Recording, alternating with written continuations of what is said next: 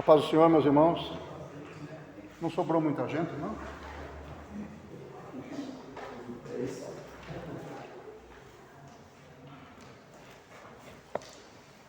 Dando continuidade ao nosso estudo da carta aos Efésios, e também dando continuidade ao estudo sobre os propósitos de Deus quanto ao destino humano, o que Deus tem feito, proporcionado e desejado para o ser humano. Porque na semana passada nós já vimos, que Paulo caracterizou a situação do ser humano, falando como a gente estava morto, a gente estava condenado, que as nossas práticas eram assim, o que a gente tinha em comum com a raça humana, como a gente era mau e desobediente a Deus, vivendo nos nossos vícios e pecados. Aí ele diz, mas Deus, aí fala o que Deus fez e mostra o que Deus pretende da raça humana. Agora, é um assunto parecido com o que nós vimos na semana passada, só que com outro enfoque. Nós vamos ver isso. Paulo falando também da situação espiritual horrível do ser humano, do pagão, mas ele vai comparar isso com as exigências da lei e com a inimizade que existe, aliás, entre o judeu típico e o restante da humanidade. E ele vai caracterizar essa amizade e vai dizer, mas Jesus Cristo, que é um enfoque parecido com o da semana passada. Nós vamos procurar trazer essa situação para os nossos dias, para a nossa realidade, em termos de inimizade religiosa, de comportamento religioso, e ver em que isso nós ficamos enquadrados. Vamos então iniciar nossa leitura em Efésios capítulo 2, versículo 11, vamos até o final, versículo 22, 12 versículos.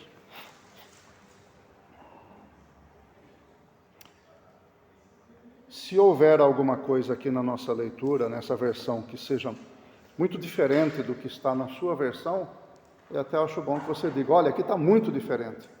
Às vezes é diferente, mas fica na cara que é o mesmo significado, Mas se você achar que está algo que está muito diferente, fala para a gente poder comentar então. Vamos lá, Efésios 2 e 11. Portanto, lembrai-vos de que outrora vós, gentios na carne, chamados incircuncisão pelos que na carne se chamam circuncisão, feita pela mão de homens, estáveis naquele tempo sem Cristo, separados da comunidade de Israel e estranhos aos pactos da promessa, não tendo esperança e sem Deus no mundo.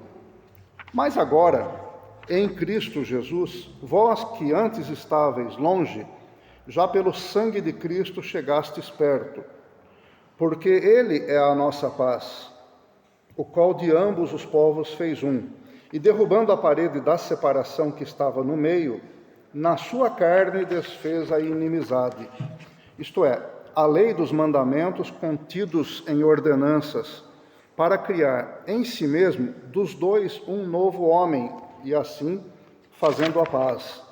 E pela cruz reconciliar ambos com Deus em um corpo, por intermédio da cruz, tendo por ela matado a inimizade.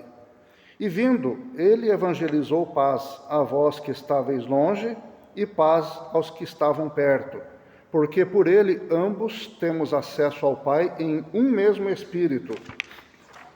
Assim, pois, não sois mais estrangeiros nem forasteiros, antes sois concidadãos dos santos e membros da família de Deus, edificados sobre o fundamento dos apóstolos e dos profetas, sendo o próprio Cristo Jesus a principal pedra da esquina, no qual todo edifício bem ajustado cresce para templo santo no Senhor, no qual também vós juntamente sois edificados para a morada de Deus no Espírito.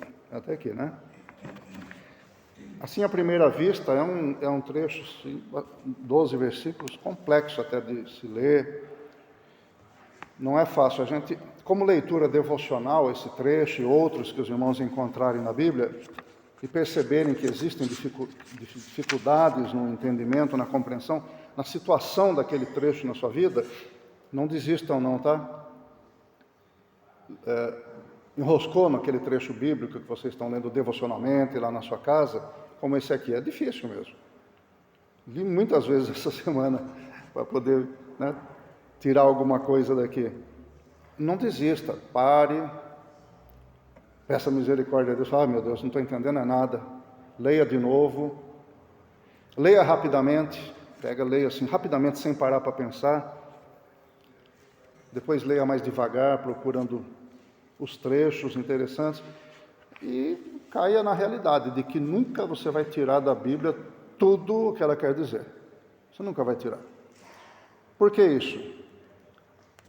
Nós vivemos situações específicas, né? Cada um vive uma situação existencial, uma situação psicológica, emocional, relacional, social, de saúde, espiritual. Cada um vive uma situação específica. Talvez alguma pessoa tenha agora uma sensibilidade diferente da minha. E quando vai ler essa palavra, muitas vezes a gente vai ler essa palavra com a lente dos problemas que nós estamos vivendo, ou das alegrias que nós estamos vivendo. E aí daqui a alguns dias você vai ler de novo essa palavra, você está com outros sentimentos, outras questões, você vai ler essa palavra com a lente daquelas novas emoções, aqueles sentimentos. Então, é por isso que a gente tem que ler a Bíblia sem parar, a vida toda. Por quê? Porque ela tem expressões apropriadas para o momento que nós estamos vivendo. Deus consegue compreender tudo o que acontece no universo, independentemente de emoções, né? Ele consegue compreender com perfeição tudo, nós não. Nós conseguimos compreender com as lentes das coisas que nós estamos vivendo, porque aquilo torna determinados trechos que a gente lê mais acentuados, mais fortes. É por isso que com o mesmo trecho da Bíblia, as mulheres podem fazer um estudo totalmente voltado para as mulheres que sofrem, enquanto outras mulheres podem estar fazendo aquele mesmo trecho para as mulheres que estão felizes. E os homens podem fazer para eles, podem usar para evangelizar aquele trecho, podem aplicar uma situação pastoral, o mesmo trecho da Bíblia. Por quê? Porque depende da situação que estamos vivendo, do enfoque que nós estamos tendo. A isso se chama hermenêutica. Como aplicar, como usar a palavra que nós estamos lendo, tirar dela o sentido adequado e aplicar a um determinado momento. Essa é a hermenêutica. Então vamos voltar ao nosso estudo. Paulo diz aqui, portanto, estão lembrados que eu falei? Conjunção, né? Uma conjunção, portanto é uma conjunção. Nós não vamos aprender gramática na escola dominical, mas algumas coisas são importantes. Quando a gente começa uma leitura com uma conjunção, vamos ver, aqui essa palavra está juntando a frase, por isso que é conjunção. Qual é a junção que Paulo está querendo fazer com esta palavra? Ele está fazendo uma junção com o que ele acabou de dizer. Portanto, lembrem-se do que vocês eram antigamente. Isto é, como ele já falou o que era antigamente e o que Deus fez, ele vai retomar o assunto e quer que as pessoas se lembrem disso. Vamos nos lembrar novamente de quem vocês eram. E vamos ver o que Jesus Cristo fez agora para vocês. E ele diz assim, lembrem-se de que antes, outrora, no outro tempo, vocês eram gentios na carne. A palavra gentios aqui é etne. É de onde nós tiramos a palavra em português, etnia, ou etnias, ou raças, dependendo do contexto. E quando ele diz gentios na carne, não parece evidente isso? Porque as etnias são na carne mesmo, são, né, uma classificação humana, não tem nada de classificação espiritual. Mas Paulo quer acentuar um fato, ele quer dizer, vocês eram gentios na carne. É como se essa partícula, essa expressão na carne, fosse muito importante para ele dizer, olha, vocês eram gentios na carne. Por que ele quer acentuar isso? Se parece uma coisa tão evidente. Porque os judeus usavam a palavra gentios de forma depreciativa. Eles usavam a palavra gentios com desprezo. Os judeus, em geral, abominavam os gentios, do ponto de vista religioso. Eles, religiosamente falando, evitavam tocar gentios. Fazer refeições, então, com gentios, nem pensar. Eu não estou falando que todos eram assim, mas do ponto de vista religioso, aqueles que mais professavam a religião, que eram presos à lei, eram assim. E eles chamavam também pejorativamente, com o intuito de ofender, eles chamavam os gentios de incircuncisos. Lembra do rei Davi? Quando Davi foi levar comida para os irmãos dele lá no campo de batalha contra os filisteus, ele ouviu Golias desafiando, né? Vocês conhecem a história, né? Vocês estão muito por dentro. Desafiando o exército de Israel, ele disse assim: mas quem esse incircunciso está pensando que é para desafiar os exércitos do Deus vivo? Então, incircunciso para eles, em relação aos gentios, era um xingamento. Para os gentios, estava nem aí, né? Porque para eles não tinha significado. Mas para os judeus era tão importante a circuncisão que quem não tinha circuncisão, quem não era circuncidado, podia ser xingado de incircunciso. Olha que coisa, né? É como se alguém falasse assim para você: você não passa de um crente. Ele está falando desprezivelmente, mas para nós não é um xingamento. E os judeus usavam isso para xingar, chamavam de gentios. Todos aqueles que não eram judeus eram gentios. Todos que não eram circuncidados eram desprezados por serem incircuncisos. E Paulo diz assim: vocês estão lembrados de um tempo que vocês eram gentios na carne. Por que isso? Porque ele está querendo mostrar que isso passou. Que para Deus isso não tem mais significado para eles. Por quê? Porque tanto faz agora para Deus a que povo pertence o cristão. Se pertence ao povo judeu, se pertence à nação brasileira, se é africano, se é asiático, norte-americano, para Deus tanto faz. Porque isso é questão da carne. Essa nossa separação em nacionalidades é simplesmente uma questão humana, uma questão carnal. Então Paulo está querendo acentuar isso. Não faz diferença, gente, como se dissesse. Vocês eram gentios na carne, eram desprezados por causa de diferença de nacionalidade. Agora isso não importa mais. Vocês eram gentios na carne. Eram chamados incircuncisão. Eram desprezados por não serem circuncidados. Por quem vocês eram desprezados? Pelos que na carne se chamam circuncisão, feita pela mão dos homens. Então, ele está mostrando que se alguém tem que ser desprezado por causa do rito da circuncisão, quem tem que ser desprezado são os judeus. Por quê? Ele está dizendo, porque não passa de um rito carnal, um corte feito no corpo humano, e pior ainda, feito por mãos humanas, foi feito por outro homem. Como se dissesse: ô judeu, você está aí com o nariz tudo empinado? Quem foi que fez sua circuncisão? Foi o rabino, não sei quem. Não é um comedor de feijão que nem você? Não é um homem igual a você? Ou foi Deus que fez a sua circuncisão? Então, o que Paulo está querendo dizer é isso: não se sintam diminuídos por serem chamados de gentios, de crentinhos, de incircuncisos, porque aqueles que estão xingando vocês estão em situação muito pior. Muito pior. Eles estão xingando de uma coisa que eles não têm. Eles estão ofendendo vocês porque eles não têm o que vocês têm. Isso que Paulo quis dizer com isso. Quantos crentes ficam com raiva, né? Com ódio, até querem pegar em armas porque são desafiados por outras religiões. De vez em quando a gente recebe uma notícia, no jornal você procura por intolerância religiosa. É isso que essa vai ser a tônica da notícia. Crentes que atacaram um templo de Umbanda em determinado lugar, destruíram, quebraram tudo. Essa intolerância religiosa é porque não consegue compreender o significado dessa diferença. Quem está em desvantagem não somos nós. Deixa o pessoal xingar. Nós estamos no lucro, gente. Não? Nós estamos bem na fita. Nós não somos cidadãos desse mundo. É natural que o povão desse mundo despreze cada um de nós pelo fato de sermos crentes. Podem nos achar bons vizinhos, excelentes pessoas, porque nós ajudamos nossos vizinhos, a gente participa do mutirão quando tem crises e problemas, mas quando toca no assunto religião, a gente pode se tornar desprezível. Eu já presenciei isso. Não, você pode me ajudar, você pode isso, mas não vamos falar de religião? E tem gente ainda que quer conversar bem com a gente e tudo, mas fala, religião, futebol e mulher não se discute. Por quê? Porque a nossa religião é a verdade, é um divisor de águas. Nós somos desprezados por causa disso. Mas a gente não pode se aborrecer por causa disso. A própria Bíblia diz no Antigo Testamento, acho que é no livro de Salmos, diz assim: não te indignes por causa daqueles que praticam o mal, daqueles que praticam, esqueci o verbo, astutos intentos, aqueles que planejam coisas mas não fique indignado por isso. Por quê? Porque você está em vantagem, gente. E não é para a gente se sentir. Não, Mas nós somos cidadãos de outro reino, nós não somos mais gentios na carne, nós não somos mais incircuncisos para Deus. Por quê? Porque nossos corações foram circuncidados, e os nossos corações foram circuncidados pelas mãos do Espírito Santo, não foi por mãos humanas. É um dos pactos que Deus fez. Deus fez pactos com o ser humano, né?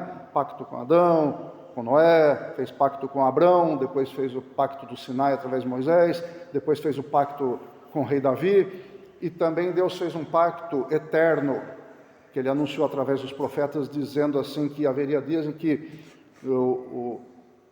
as pessoas iam obedecer, mas assim, que colocaria um novo espírito dentro das pessoas, elas iam obedecer seguindo o que está no coração, e que seria feita uma circuncisão não por mãos humanas, não na carne, mas a circuncisão do coração. E quem é que faz circuncisão do coração no ser humano? Não pode ser outra pessoa. Não é o pastor que faz isso, não é o rabino, né? Não é o irmão Davi, ninguém faz essas coisas, não médico. Essa circuncisão é espiritual. Então nós temos essa vantagem. E tem mais, né? As mulheres participam dessa circuncisão, que antigamente só os homens podiam participar da circuncisão da carne. Então, Deus ampliou o espectro da circuncisão a ponto de abarcar não só os judeus, mas até os gentios, a todos que quiserem, e inclusive as mulheres. E Ele mesmo faz essa operação espiritual em nós, para que nós agora tenhamos vontade de obedecer a Deus, independentemente de ter uma lei pressionando a gente ou não. A lei que diz, faz isso, senão você não vai ser salvo. Independentemente disso, a gente, por amor, por ter um coração descoberto, circuncidado, um coração sensível, a gente agora obedece a Deus. Vai me dizer que isso não é uma vantagem espetacular para nós? Então nós temos que ter pena daqueles que nos ofendem por causa da religião. Temos que ter pena. Porque eles estão numa desvantagem tão absurda. Não adianta sentir raiva deles, eles precisam do que a gente tem.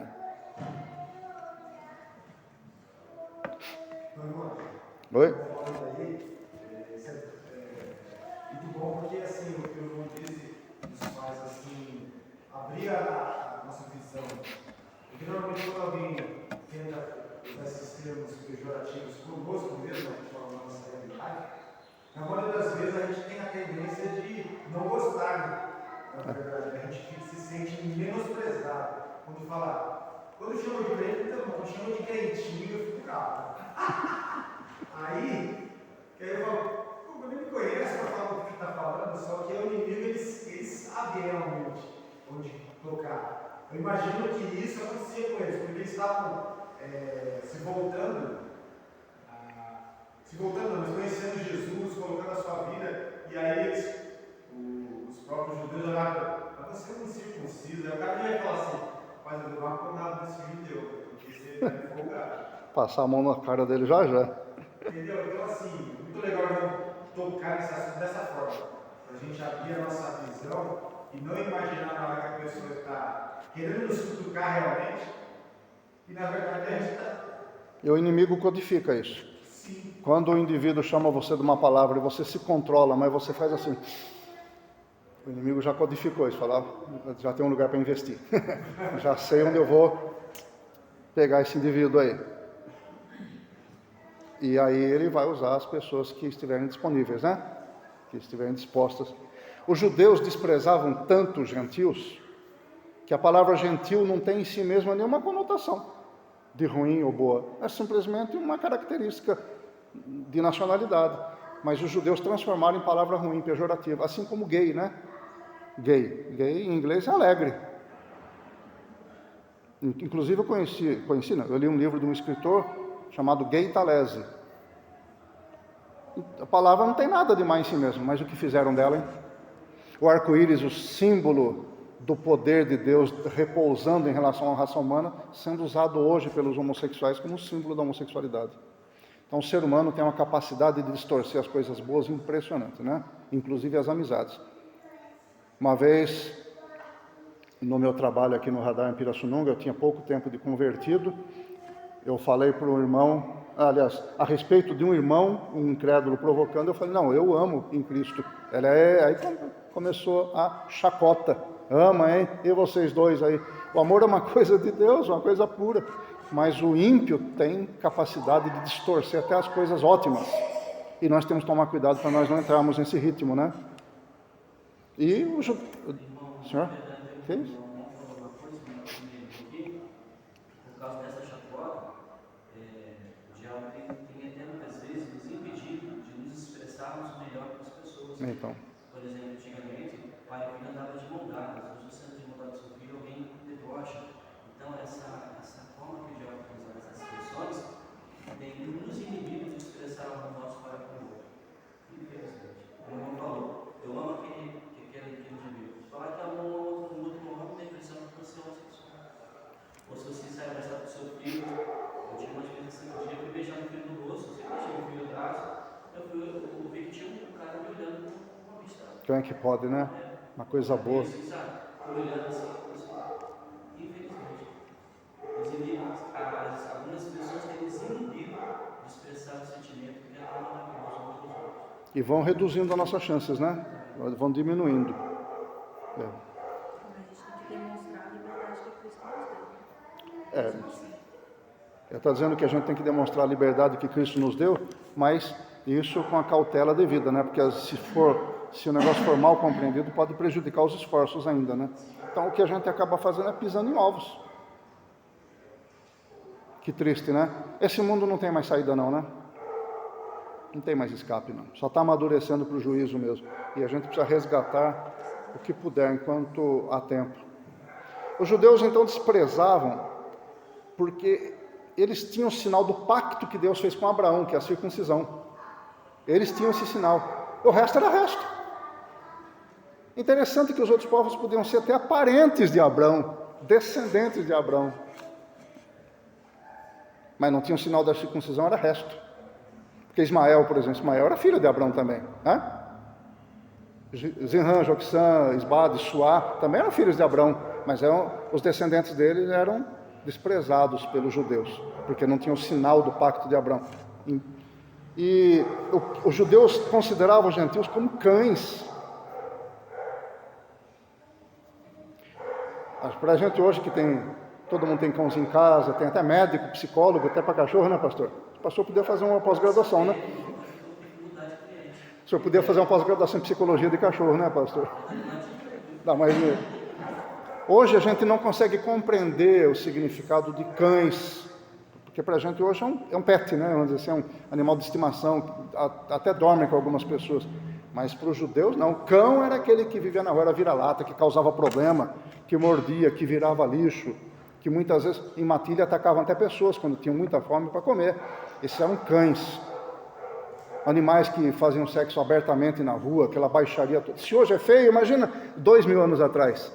Os judeus consideravam os não-judeus assim, como cães, cachorros e cadelas na rua.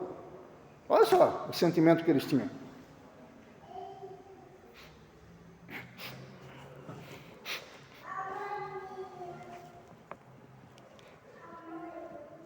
E Paulo reverte isso dizendo, eles só têm a circuncisão feita por mãos humanas.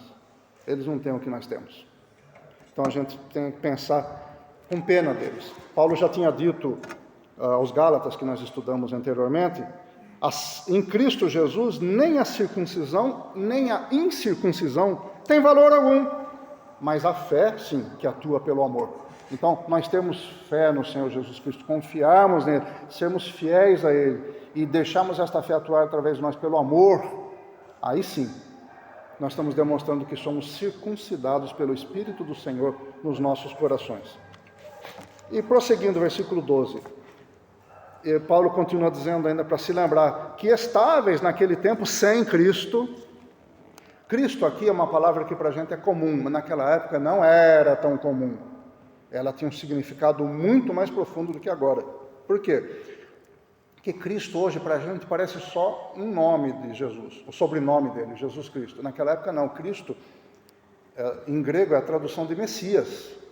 Então falando para os judeus e para gregos que vocês estavam sem o Messias, sem o ungido, que Cristo e Messias significa. Vocês estavam sem o ungido de Deus. Isso era muito significativo.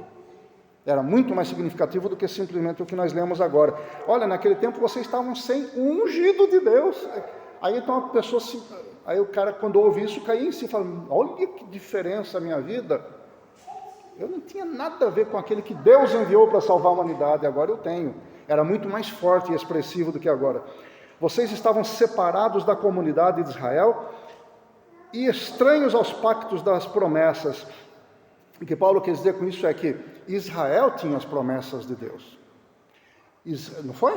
Deus não fez um pacto através de Abraão, depois foi estendendo sempre através de um judeu? Sempre, os profetas todos de Israel, o pacto estava centralizado nos judeus, e Paulo estava dizendo: vocês estão lembrados do tempo que vocês estavam fora disso? Vocês não eram pertencentes ao povo de Israel, vocês não tinham nada a ver com a comunidade de Israel, e vocês estavam por fora dos pactos de Deus, das alianças, das promessas de Deus. Em consequência, vocês não tinham esperança, estavam sem Deus no mundo. Então Paulo usa palavras fortes, por quê? Para mostrar que para um povo cristão que provavelmente estava dodói: os judeus estão ofendendo a gente, os judeus estão falando aquilo. Paulo está dizendo: vocês não se lembram do tempo que vocês não tinham nada disso? Compare com o que vocês têm agora. Então, isso serve para nós no sentido de que, se a gente acha que a situação agora é difícil, que a gente padece por alguns falarem mal, por perseguições, restrições, vamos nos lembrar do tempo que nós não tínhamos nada disso. Que em vez de sermos perseguidos, nós éramos perseguidores. Vamos nos lembrar do tempo em que a gente vivia sem Deus no mundo, e Jesus Cristo não tinha significado para nossas vidas.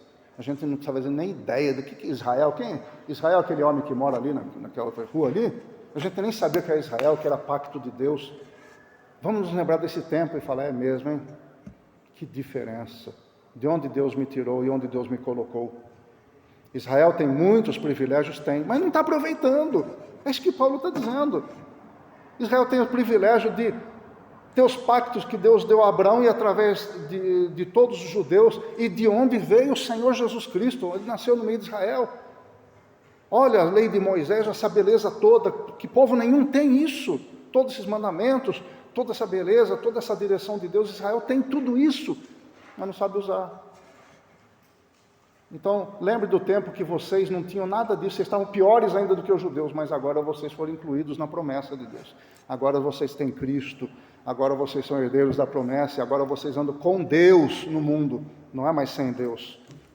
Então é importante a gente lembrar nos momentos de perseguição, de angústia, de que quando alguém está falando mal de nós, falando mal de Jesus, vilipendiando Jesus Cristo em público, como que tem acontecido muito, de que nós não somos as vítimas. As vítimas são eles vão pagar pelo que estão fazendo. Eles que são as vítimas. Eles estão apenas comprovando a realidade, que nós somos um outro povo, nós não somos mais gentios na carne. Nós não somos mais reles incircuncisos.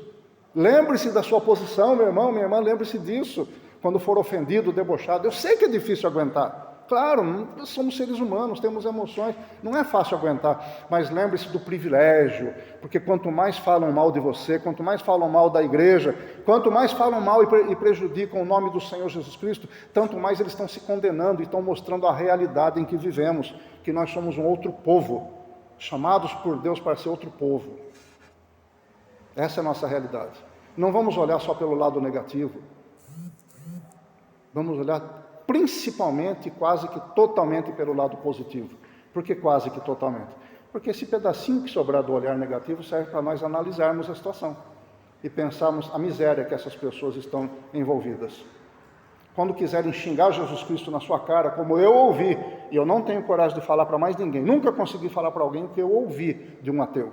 Eu não consigo falar, de tão abominável a expressão que o indivíduo usou. Eu não tenho coragem. Quando a gente ouvir isso, alguém ofendendo Jesus Cristo na sua cara, ofendendo Deus na sua cara, que é para deixar você com raiva, tenha pena dessa pessoa, porque ela vai pagar caro por isso que está fazendo. Tenha pena. Você não vai mais pagar por isso. Você foi resgatado por aquele que está sendo ofendido. Você foi resgatado por Ele. Uma cantora, eu esqueci o nome dela, ela estava falando, ela falou tanto palavrão sobre Deus, e ela, as partes, ela como PT lá, Lula. Então, mas claro que ela xingou Deus. O pessoal que atrás de Deus são tudo escolar, que é isso, que ela falou tanta besteira. Aí ela foi em casa, minha esposa assim, Deus podia mostrar um castigo para ela, né? Cortar um pedacinho da língua dela para ela não falar muito. Aí ela falou, Deus não vai fazer isso para ninguém. Não, e vai chegar a hora dela, se ela não se arrepender, né? Mas existem pessoas que eram abomináveis, até como Paulo, né? Perseguidor de cristãos, que se converteram. E aí mudaram totalmente de lado, né? E aí passaram a dizer, o que eu fazia era pura estupidez, e serve de ensinamento para os cristãos. Bom, então para nós fica esse ensinamento, né? De que nós não somos vítimas. Não somos. Nós somos privilegiados, nós somos filhos de Deus.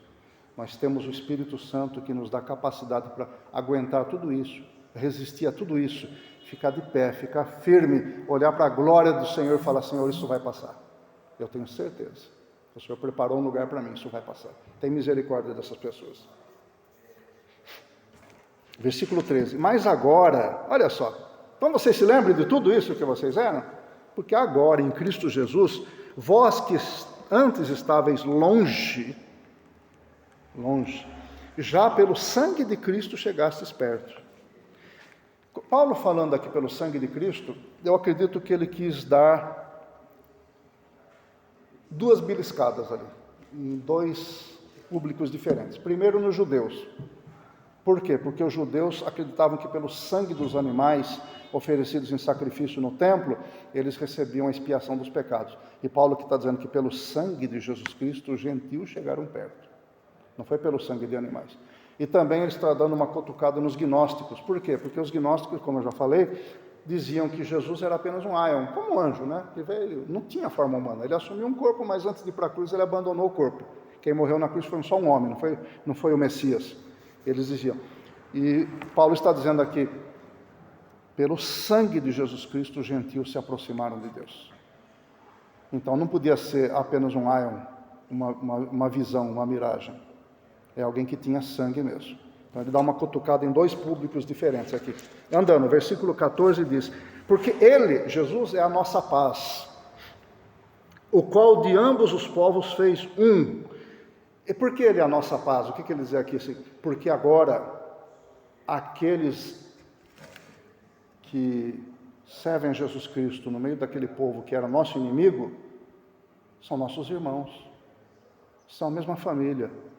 E como é que eu não vou ter paz com meus irmãos, só porque são de outra nacionalidade? Mas isso que seria um absurdo antigamente, até para os judeus e até para os gentios.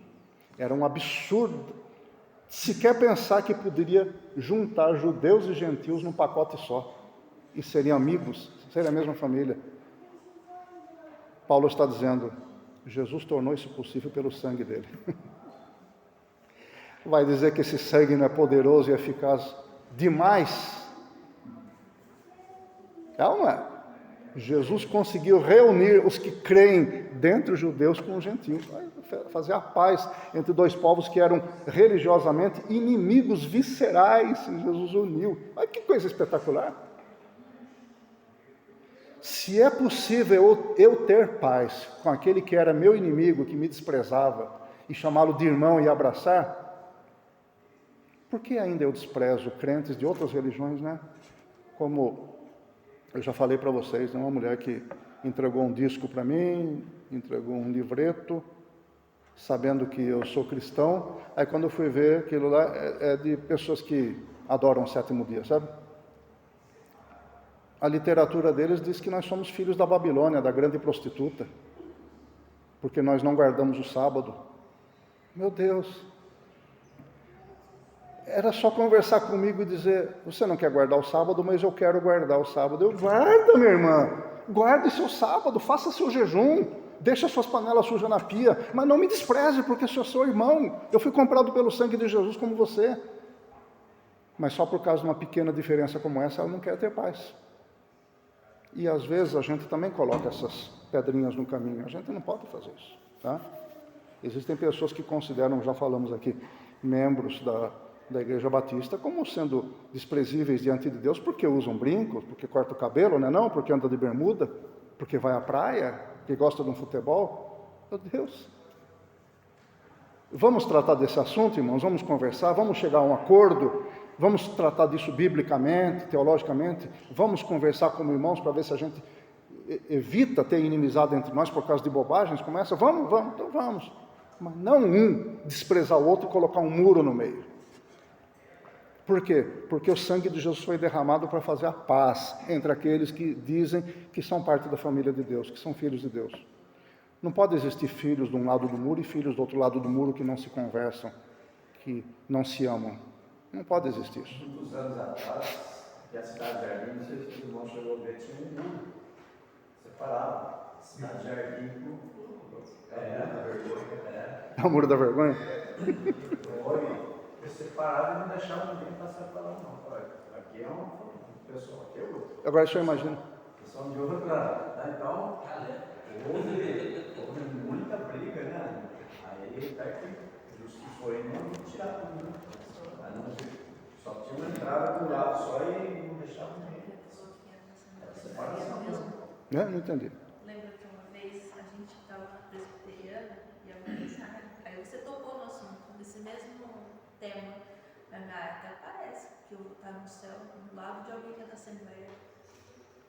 Sério?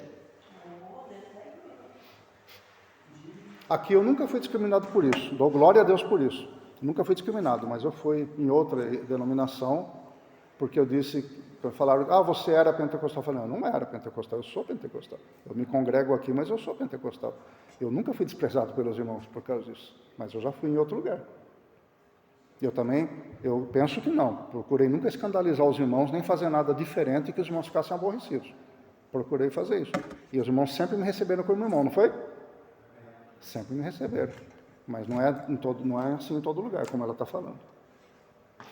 Então, e Paulo dizendo que Jesus derrubou a parede de separação que estava no meio, na sua carne, e desfez a inimizade. Essa parede da separação se refere a um muro que existia no templo de Israel. O templo de Israel era magnífico, era maravilhoso, uma das 7 maravilhas do mundo antigo, magnífico. Aquelas pedras calcárias reluzentes se via ao longe, quando batia o sol naquele templo, era uma visão maravilhosa, de tão lindo e imponente que era.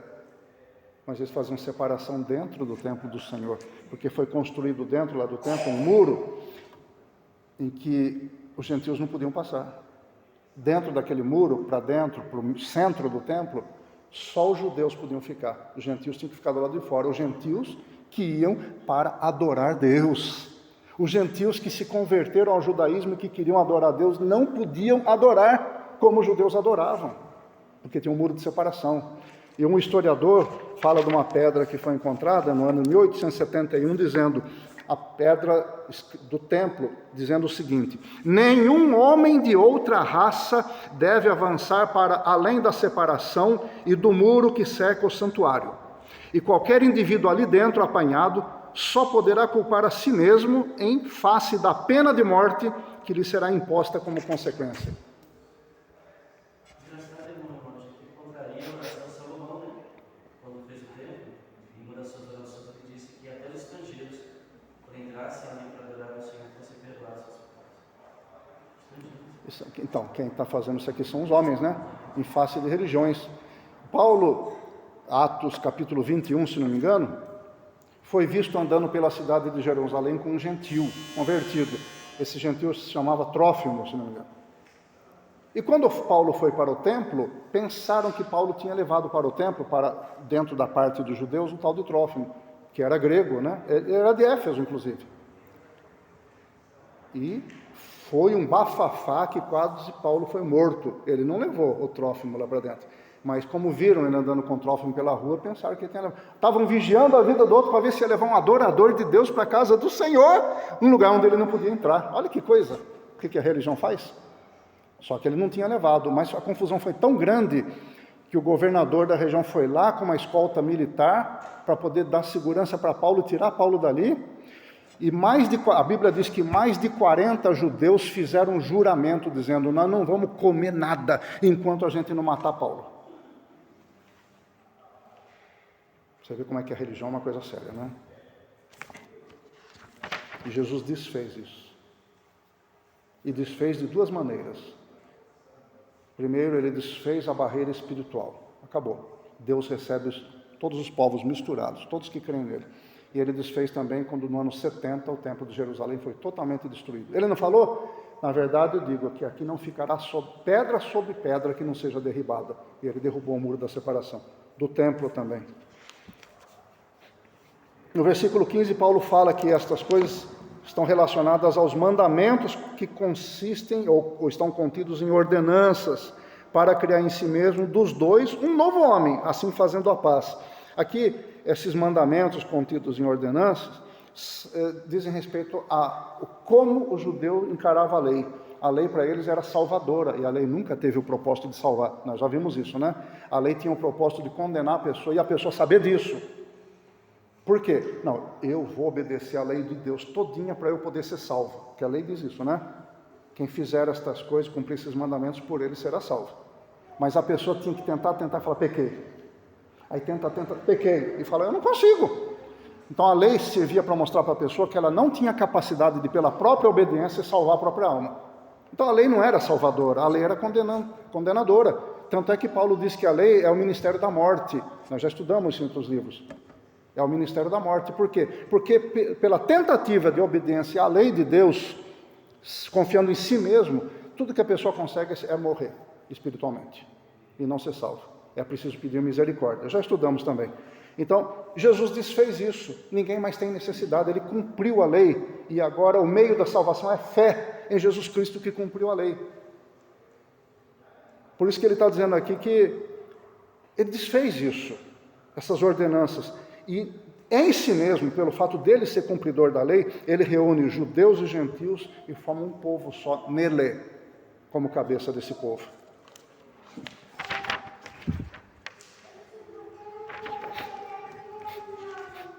E pela cruz, versículo 16, reconciliar ambos com Deus em um corpo. Interessante que a reconciliação de povos diferentes com Deus é feita através da cruz, que Paulo está dizendo. Isto é, por sacrifício. Por isso nós não podemos esquecer isso. Não podemos desprezar. Se alguém nos desprezar, alguém que se diz cristão, nos desprezar pelos nossos costumes, lembre essa pessoa, esse irmão e essa irmã, do seguinte: irmão, custou o sacrifício de Jesus nós sermos irmãos agora, sermos filhos de Deus. Não me despreze. Você está desprezando o sacrifício de Jesus.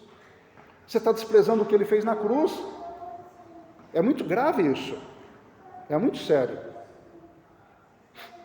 E por isso, pela cruz, ele matou a inimizade. Interessante, né? Paulo usou uma palavra forte. Ele podia dizer desfez a inimizade. Mas pela cruz, em vez de simplesmente ele ter morrido na cruz, ele matou a inimizade através da cruz.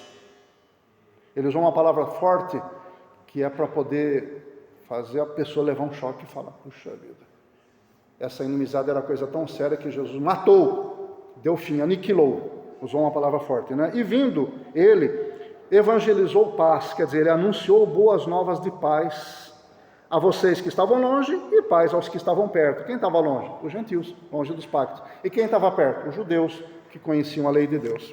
Versículo 18. Porque por ele, por Jesus, ambos temos acesso. Quem são esses ambos? Judeus e gentios. Temos acesso ao Pai em um mesmo Espírito. Faz ideia se Deus ser inimigo da religião dela aqui? Eu tenho minha religião, eu sou cristão de uma denominação, ela é de outra. E eu sou inimigo dela por causa dos costumes. Mas o Espírito que está promovendo unidade e paz dentro dela é o mesmo Espírito que está dentro de mim. Nós temos uma separação física, mas nós temos uma união espiritual, porque é o mesmo Espírito Santo dentro de nós, isso que Paulo está dizendo. Como é que eu posso desprezar essa criatura que foi salva por Jesus Cristo, que tem o mesmo Espírito Santo? Como é que eu posso desprezar, se é o mesmo Espírito? O meu espírito poderia desprezar o dela, o meu espírito humano carnal, mas o meu Espírito Santo, aquele que mora dentro de mim, é o mesmo que mora dentro dela. Ele não permite isso, pelo amor de Deus. É uma incoerência isso, é uma incoerência. É querer dizer que o Espírito que está dentro de você é desprezível. É sério isso ou não é? O Espírito que opera em você é desprezível, porque você tem costumes diferentes. Mas é o mesmo Espírito Santo, gente.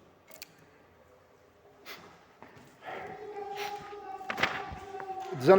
Assim, pois, agora ele já vai chegar à conclusão, né? O pois aqui, né? É conclusivo. Assim, pois, não sois mais estrangeiros nem forasteiros. Por quê? Porque os judeus consideravam todos aqueles que vinham para Israel como meros visitantes. Não fazem parte do povo de Israel, são estrangeiros, são outra etnia, são gentios. Eles estão só de passagem por aqui, são forasteiros. E Paulo está dizendo, agora vocês não são mais estrangeiros nem forasteiros. Antes, vocês são concidadãos dos santos. O que é concidadãos?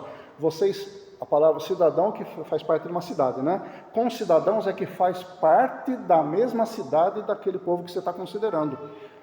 Por exemplo, o senhor é cidadão de Pirassununga, eu também sou, nós somos concidadãos de Pirassununga.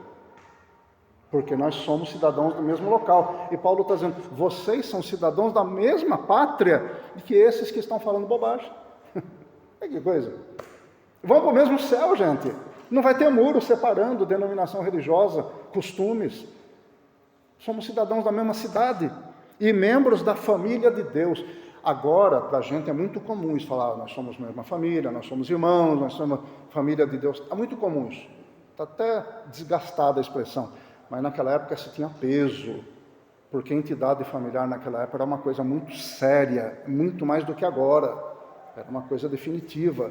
E quando falava família de Deus, e eu olhava assim para vocês, vendo, eles são família de Deus, e aí caía a ficha, mas eu também sou?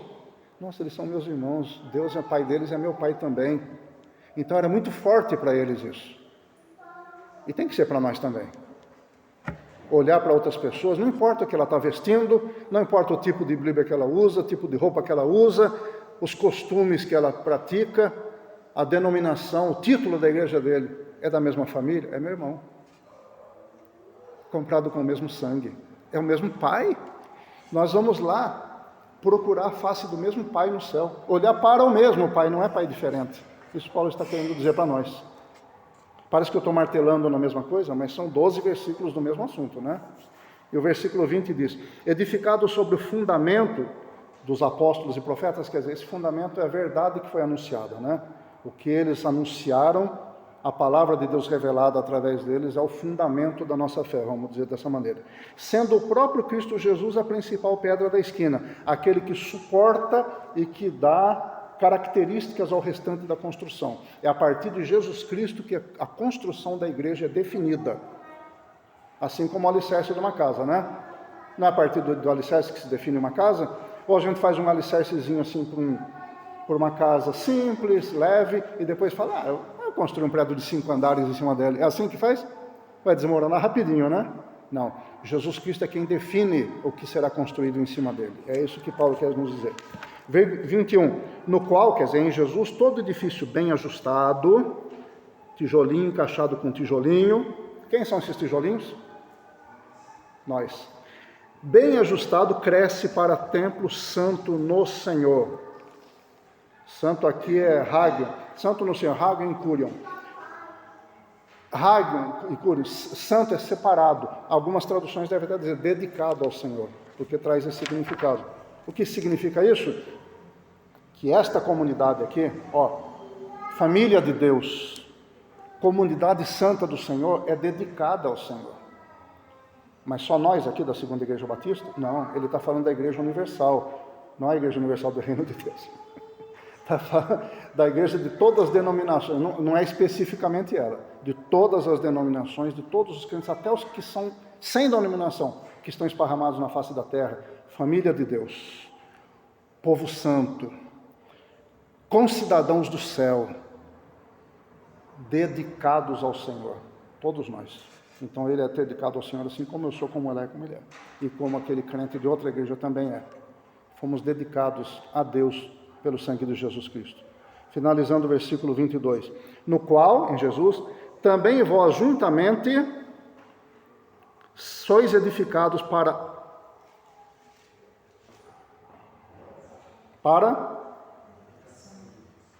sois edificados para habitação, morada, residência de Deus no Espírito.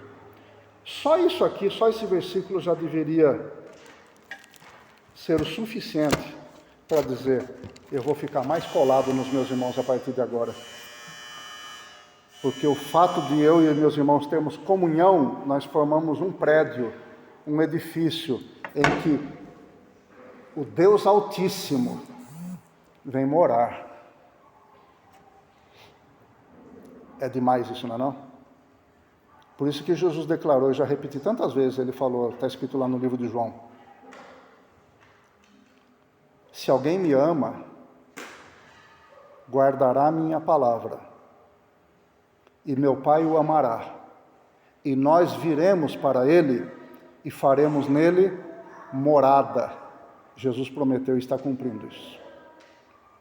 É um privilégio, meu Deus, é um privilégio. A igreja é residência de Deus. Nós, comedores de feijão, nós, problemáticos que somos, nós juntos, como família, como nação, como concidadãos, como templo, nós somos aqueles que contêm Deus como morada. Deus fala: eu vou morar aqui com vocês, eu vou habitar no meio de vocês. É demais, né, meus irmãos? Deus abençoe a amada igreja, em nome de Jesus.